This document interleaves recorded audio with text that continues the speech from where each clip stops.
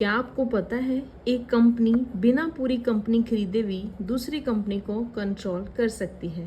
अगर नहीं तो आज की वीडियो में हम समझेंगे होल्डिंग कंपनी का पूरा कंसेप्ट बिल्कुल आसान लैंग्वेज में। इस वीडियो में हम जानेंगे होल्डिंग कंपनी क्या होती है, सब्सिडरी कंपनी क्या होती है, होल्डिंग कंपनी कैसे बनती है, गुडविल एंड कैपिटल रिजर्व क्या है और बहुत कुछ।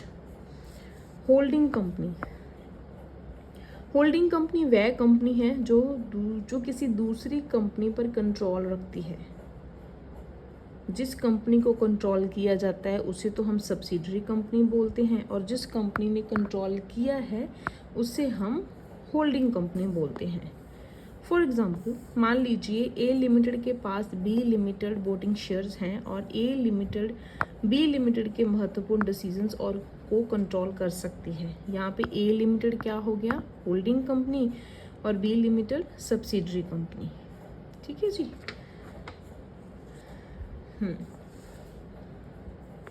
होल्डिंग कंपनी बनती कैसी है?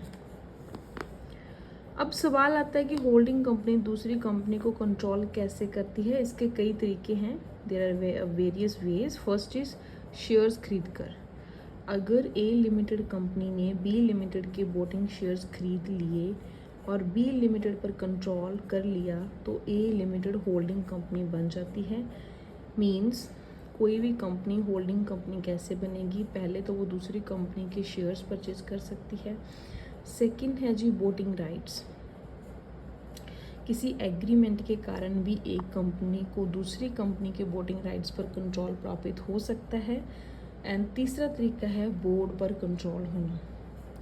यदि एक कंपनी दूसरी कंपनी के बोर्ड ऑफ डायरेक्टर्स की नियुक्ति या हटाने को कंट्रोल करने की स्थिति में हो तो वह कंट्रोल का संबंध बन सकता है।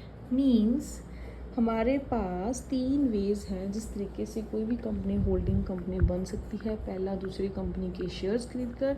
सेकंड, वोटिंग राइट्स लेकर। थर्ड, बोर्ड ऑफ कंट्रोल पर अपना हक जताकर। ठीक है जी।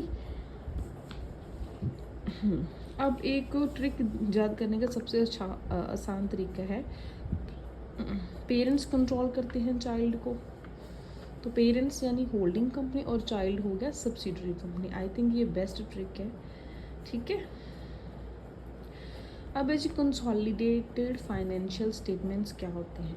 अगर होल्डिंग कंपनी और उसकी सब्सिडरी दोनों को अलग अलग फाइनेंशियल स्टेटमेंट्स हैं तो पूरे ग्रुप की फाइनेंशियल पोजीशन जानने के लिए हम कंसोलिडेटेड फाइनेंशियल स्टेटमेंट तैयार करते हैं। ठीक है जी। इसमें holding company and subsidiary company की फाइनेंशियल इंफॉर्मेशन को एक ग्रुप में प्रेजेंट किया जाता है। कंसोलिडेशन का मतलब सिर्फ एसेट्स एंड लाइबिलिटीज़ का जोड़ देना नहीं होता, कुछ और इम्पॉर्टेंट एडजस्टमेंट्स भी हम करते हैं। जब हम दोनों कंपनी की कंसोलिडेटेड फाइनेंशियल रिपोर्ट तैयार करते हैं तो we have to do lots of adjustments. For example, goodwill, capital reserve, pre-acquisition profit, post-acquisition profit, non-controlling interest, intercompany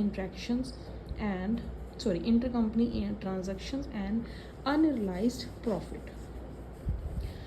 अब इन एडजस्टमेंट्स को देख लेते हैं। गुडविल क्या होता है? Goodwill on acquisition.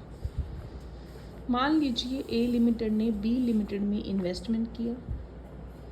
Holding company द्वारा दिए गए purchase consideration and acquired net assets में इसके शेयर्स के बीच डिफरेंस हो सकता है। ठीक है। अगर कॉस्ट ऑफ इन्वेस्टमेंट ज़्यादा है जितने भी शेयर है नेट एसेट्स में, तो डिफरेंस के अनुसार गुडविल के रूप में पहचाना जा सकता है। ठीक है जी। अब कैपिटल रिजर्व क्या है? ये कैपिटल रिजर्व एंड अमेलगमेशन वाला कैपिटल रिजर्व एंड गुडविल वाला कंसेप्ट हमने अमेलगमेशन में भी पढ़ा था, उसकी वीडियो भी है प्लेलिस्ट में, देख लेना। कैपिटल रिजर्व, अब ये गुडविल का उल्टा है। अगर शेयर्स इन नेट एसेट्स ज़्यादा हैं कॉस्ट ऑफ इन्वेस्टमेंट्स, तो जो डिफरेंस आएगा दैट इज़ कैपिटल रिजर्व। ठीक है जी। अब है प्री एक्विजिशन प्रॉफिट।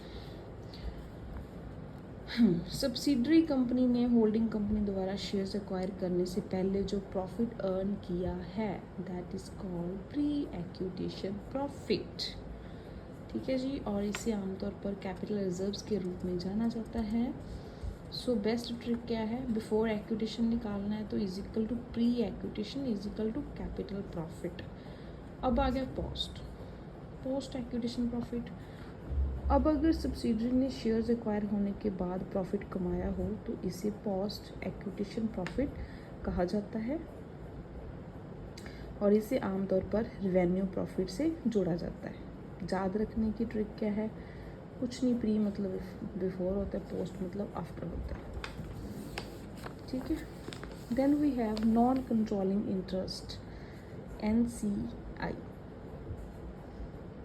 मान लीजिए ए लिमिटेड के पास बी लिमिटेड के 80% शेयर्स हैं, तो बाकी 20% शेयर्स दूसरे शेयर होल्डर्स के पास है। इन दूसरे शेयर होल्डर्स का इंटरेस्ट कहलाता है नॉन कंट्रोलिंग इंटरेस्ट, ठीक है जी। होल्डिंग कंपनी के कितने हैं, 80% है, other subsidiaries other share holders के कितने हैं, 20%। तो यहाँ पे जो 20% है that is non controlling interest. अब एक और टर्म है that is inter company transactions. मान लीजिए होल्डिंग कंपनी ने अपनी सब्सिडरी को 1 लाख रुपए का माल बेचा, यहाँ ट्रांजैक्शन कंपनी की दोनों, और यहाँ ट्रांजैक्शन ग्रुप की 2 कंपनीज के बीच हुई है, माल बेच दिया। जो ट्रांजैक्शन है 2 कंपनीज के बीच होगी। कंसोलिडेटेड फाइनेंशियल स्टेटमेंट तैयार करते समय ग्रुप के अंदर की ट्रांजैक्शंस को सही रूप से एडजस्ट एंड एलिमिनेट किया जाता है, that is called inter company transaction. Next is unrealised profit.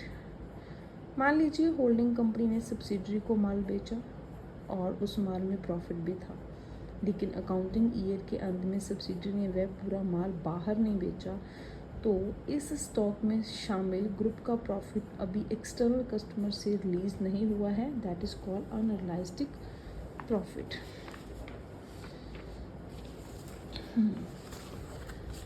कहा जाता है कि एप्लीकेबल कंसोलिडेशन रूल्स के अनुसार एडजस्ट किया जाता है। अब 13th टर्म है जी इंटर कंपनी बैलेंस। अगर होल्डिंग कंपनी को सब्सिडरी से 50,000 लेना है और सब्सिडरी की बुक्स में होल्डिंग कंपनी को 50,000 देना है, तो कंसोलिडेटेड अकाउंट्स में ये ग्रुप के अंदर का बैलेंस है, इसलिए एप्रोप्रिएट कंसोलिडेशन प्रोसेस में इसे एलिमिनेट किया जाता है, क्योंकि ग्रुप खुद से पैसा नहीं ले सकता और ना खुद को दे सकता है। Thank you so much.